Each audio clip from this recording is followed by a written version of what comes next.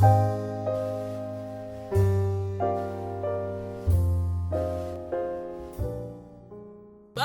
to Channel 23 Eyewitness News. Come join us this morning with our sassy newscast openers, I, myself, Carolina Del Real, and our lovely co-anchor, Miss Eugenie Barbeau. So, Miss Barbeau, how are you this fine and dandy morning? Oh, just fine, darling. Just enjoying this nice sunny day in our hard times of war. Speaking of the war, why don't you tell us today's special segment on African Americans on the American home front? Why, yes, I will. African Americans served bravely and with distinction in every theater of World War II, while simultaneously struggling for their own civil rights from the world's greatest democracy. Although the United States Armed Forces were officially segregated until 1948, World War II laid the foundation for post-war integration of the military. In 1941, fewer than 4,000 Americans were serving in the military, and only 12 African Americans made it to become officers. By 1945, more than 1.2 million African Americans, including thousands of African American women in the Women's Auxiliaries, were on the home front in Europe and the Pacific. And this is only on the war front. Back on America's home front, blacks were being severely discriminated against. African Americans were given the most menial jobs, and if not given to them, they were given to their white counterparts. They were being called upon to defend their country, yet at home they were being treated despicably. Must have been particularly challenging for them. Oh, those poor people. Now on to you. Despite their high enlistment rate in the U.S. Army, African Americans were still not treated equally. When the United States entered World War II in December 1941, the Navy's African American sailors had been limited to serving as mess attendants for nearly 2 decades. However, the pressures of wartime on manpower resources, the good examples of heroes like Doris Muller, the willingness of thousands of patriotic men to participate in the war effort, plus well-focused political activities, gradually forced changes. According to a report commissioned by the Army War College, African Americans were careless, shiftless, irresponsible, and secretive, unmoral, and untruthful. Furthermore, the military believed black soldiers were unsuited to serve as officers. Stereotyping and discrimination meant that most African American soldiers were never placed in active combat roles. They were assigned mostly to labor-intense service positions with little responsibility. They were often issued less equipment and fewer supplies than their white counterparts. Now we move on to our on-scene reporter, Cynthia Diaz, to verify these accounts against the African Americans. Hello, good morning, Carolina and Eugenie. I am here with Blanca, who is the wife of a man, a soldier in World War II. Hello, Blanca. How's your day going so far? It's been bad. I mean, the position I'm in, do you not see this? I need to take care of my house. My husband's not home. I can't keep up with the taxes. It's been hard. I'm so sorry, Blanca. Do you have kids currently? Yes, I have 2 little boys. How did your husband being at war affect your family mentally and emotionally? Well, my kids, they've been acting out. They've been slacking off at school. They don't want to talk to their friends anymore. They become rebellious. It's sad seeing them like this. I'm so sorry for me, it's hard having the man at home. I'm just taking care of the house by myself, the kids. I'm out looking for a job in the night just to support my family. I miss my husband. Have you connected with your husband in any way?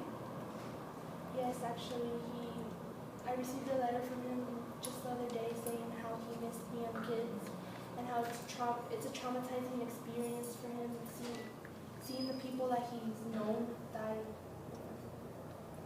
I'm sure it is really hard. Do you see yourself being in the situation that you are currently in right now? No, actually, I always imagined that we'd be this perfect family, that my husband would teach my kids how to read, and that I'd just wake up next to him.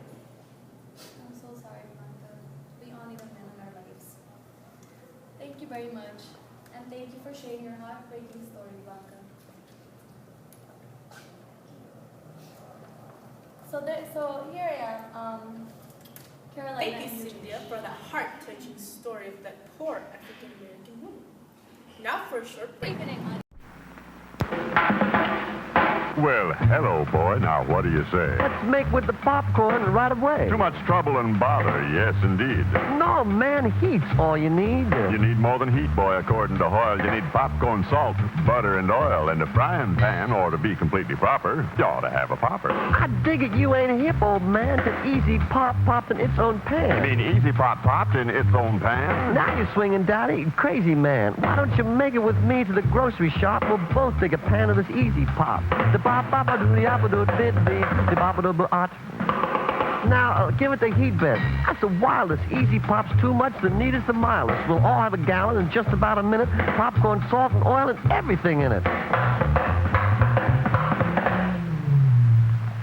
What do you know? No muss, no fuss. There's Easy Pop popcorn for all of us.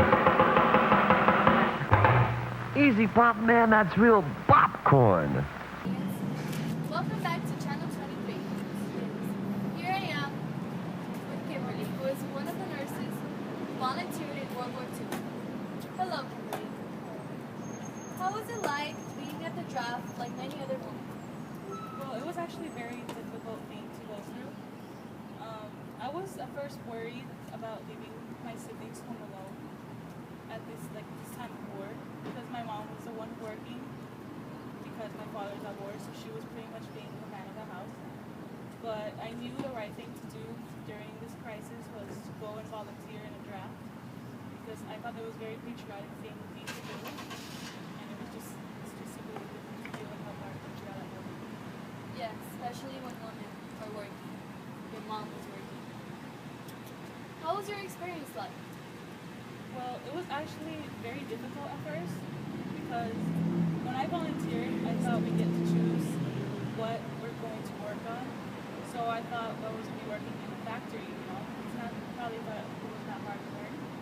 But it turns out I became a nurse and got sent to the war.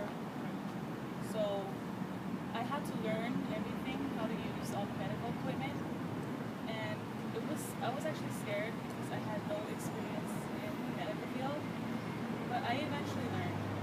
But now, currently, what I'm hearing is I'm actually working and taking care of the troops if we get bombed, because we're being bombed recently a lot, and gunshots and attacks.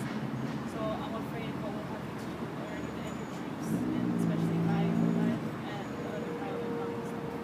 How terrifying. So, what's your opinion about African Americans being at war? They're doing an amazing job. I believe that's a very patriotic thing of them to do, go to war, even though they're not having as rights as us. I believe they're doing a very good job. And I believe that when we come back, we deserve the same amount of honor and respect as the white people back, and we should definitely be awarded. And I still can't believe during wars we're still being segregated. That's not right. We should be working together, both whites and African Americans, because we're all American citizens. Yes, we are all American citizens, and yeah, they should have some respect for them. And thank you for sharing with us, Kimberly.